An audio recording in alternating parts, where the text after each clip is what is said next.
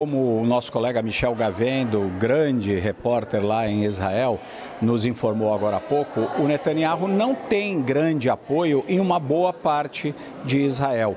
Inclusive, por que o presidente Donald Trump é que está levando quase todos os créditos, foi aplaudido naquele discurso do Steve Witkoff na Praça dos Reféns e logo na sequência, quando foi mencionado o primeiro-ministro Benjamin Netanyahu, ele foi vaiado pela multidão. Por que essa desaprovação do primeiro-ministro israelense? Existem dois fatores principais para isso, Carol.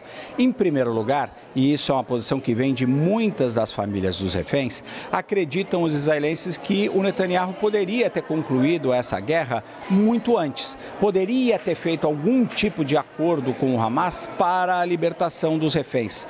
As famílias dos reféns vinham dizendo desde o início do conflito que a prioridade número 1 do governo israelense deveria ser a libertação o mais rapidamente possível desses reféns. Que o primeiro-ministro Benjamin Netanyahu deveria fazer tudo o que ele pudesse pela libertação desses reféns. E, em especial, nos últimos meses, aconteceram muitas tentativas de negociação para um cessar-fogo entre o Hamas e Israel. E essas tentativas de negociação foram bloqueadas muitas vezes pelo próprio primeiro-ministro Benjamin Netanyahu, inclusive sob pressão daqueles ministros israelenses que são mais radicais, os ministros de ultradireita, ultranacionalistas, que não querem nenhum tipo de negociação com o Hamas, querem a destruição total do grupo palestino e ainda mais, querem anexar, disseram isso claramente, tanto a faixa de Gaza como a Cisjordânia, alguns chegando a defender a expulsão dos palestinos do seu próprio território, do local onde um dia eles sonham criar o Estado da Palestina. Então, o Netanyahu é visto como uma pessoa que poderia ter feito mais pela libertação dos reféns, poderia ter agido mais rapidamente e só agiu, no final das contas, sob uma pressão muito grande do presidente dos Estados Unidos, Donald Trump, que ficou irritadíssimo, em especial com um erro capital do primeiro-ministro Benjamin Netanyahu de ter bombardeado o Catar, a cidade de Doha, para a tentativa de matar alguns líderes exilados do Hamas. Aquilo deu um sinal claro para a Casa Branca, que nada pararia o Netanyahu, que ele estava achando que ele poderia atacar qualquer ponto do planeta, ou pelo menos do Oriente Médio, para tentar caçar, nas palavras deles e dos ministros mais radicais, os líderes do Hamas. Isso aconteceu, inclusive, sem um aviso aos Estados Unidos. Então, o público israelense reconhece que o Netanyahu só agiu sob uma pressão muito grande do presidente Donald Trump e que por ele, eventualmente, talvez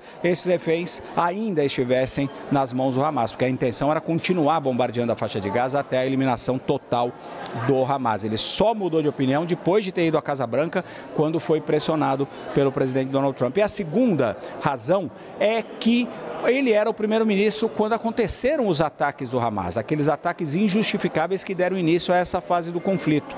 Portanto, ainda existe a necessidade de que seja investigado o que aconteceu, quais foram os erros, por que aqueles ataques do Hamas foram bem-sucedidos do ponto de vista do Hamas, claro que eles são absolutamente injustificáveis, quais foram os erros. E ele era o primeiro-ministro, ele era o chefe político de Israel. Portanto, também muitos israelenses querem que ele seja responsabilizado por isso. Fora que uma boa parte da população de Israel já era contra o Netanyahu, inclusive antes disso. Ele que responde, inclusive, a vários processos na justiça. Muita gente diz que para ele seria interessante prolongar a guerra para evitar aí ter que responder a esses processos e também, eventualmente, ter que chamar novas eleições e dar satisfações sobre os ataques do Hamas. Então, o primeiro-ministro Benjamin Netanyahu, que é o primeiro-ministro mais longevo da história de Israel, uma grande democracia no Oriente Médio, a única praticamente democracia no Oriente Médio, tem essa tendência aí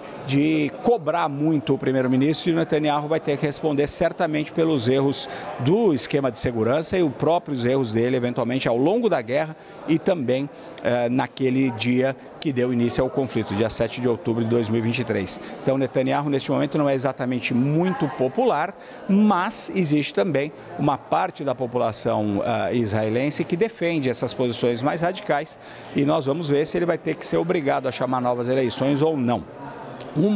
Um fator de instabilidade para o Netanyahu é justamente o posicionamento desses ministros ultranacionalistas de ultradireita, que não queriam nenhum acordo com o Hamas e agora ameaçam deixar o governo, o que derrubaria, em tese, o primeiro-ministro Benjamin Netanyahu, porque ele precisa dos votos dos partidos desses radicais no Knesset, no parlamento, se quiser continuar governando, e eles ameaçam sair caso o Hamas não entregue as armas e seja dissolvido. Portanto, mais uma vez, a gente volta a falar do futuro, que vai ser discutido lá sobre a faixa de Gaza, lá em Sharm el-Sheikh. Interessante também que o primeiro-ministro Benjamin Netanyahu agora estude a possibilidade de ir ao Sharm el-Sheikh, muito provavelmente junto com o presidente Donald Trump, muito provavelmente também sob pressão do Trump, para que seja discutido o futuro da faixa de Gaza. Se ele for, ele vai ser muito cobrado pelos outros líderes para tentar também encontrar uma solução que permita que os dois povos vivam em paz.